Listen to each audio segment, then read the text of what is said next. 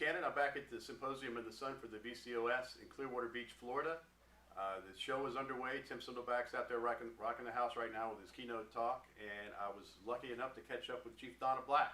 Hi, everyone. Who was speaking this afternoon, yes. Right? Mm-hmm. And Donna is from Duck, North Carolina. She is the chief there, and it's one of my favorite places on the planet because I get to come visit you every now and then. Mm-hmm. So tell us about your fire department, what Duck Fire Department's like. Yeah, so Duck is in the Outer Banks of North Carolina. It's the Barrier Islands right off the coast.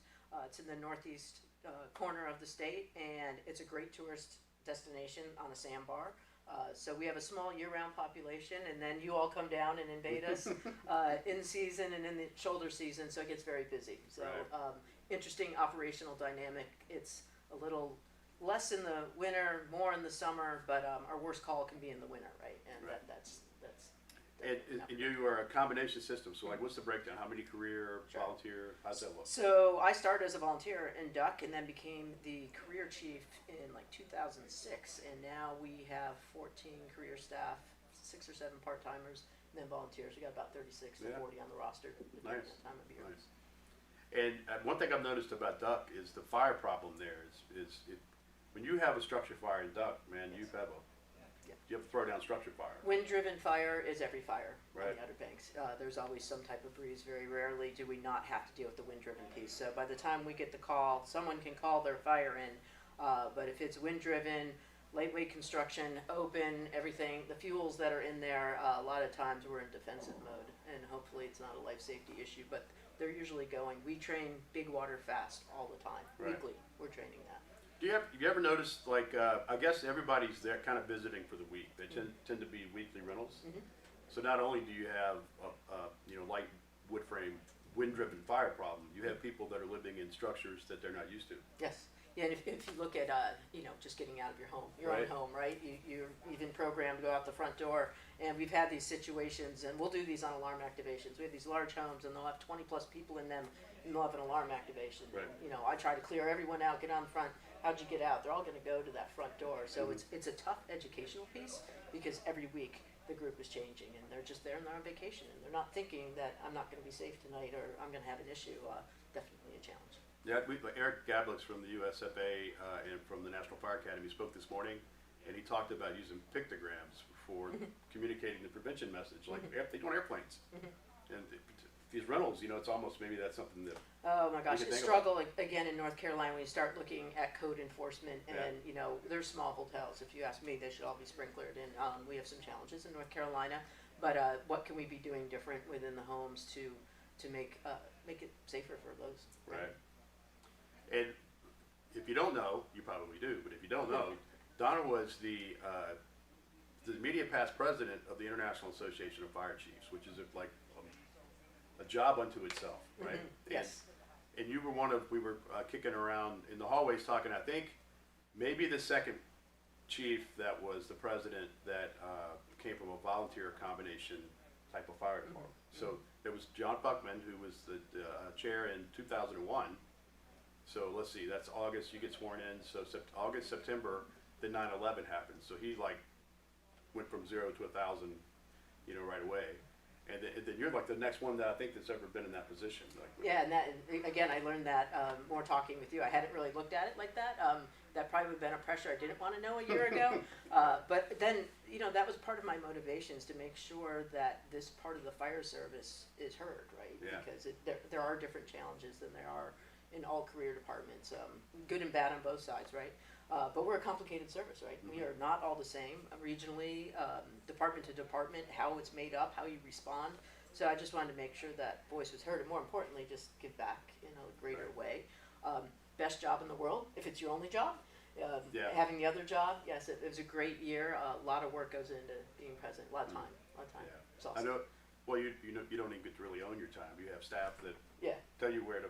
Yeah. What's next? Yeah. All What's sorts next? Of things. Exactly. But so that was really amazing. I was really proud, because we're friends, and mm-hmm. to see you get to be in that spot, and then it represent volunteer combination fire departments. I think that's awesome too, because we make up the majority of the service. I mean, yes. when you look at the broad numbers, so that's really awesome. And thank you for coming here. You're going to be talking this afternoon. Yes. What are you going to be speaking about? So Chief Buckman reached out and said, "Hey, will you talk at VCOS?" And VCOS, the VCOS. Let me correct myself. VCOS is my home. I started VCOS on a scholarship years ago, right? Okay. Like I was looking to get more information, and I got a scholarship, and that started my road even to get on the board here, and then set a path to be able to be the president. And you don't get there alone. It's a team Right. sport for sure.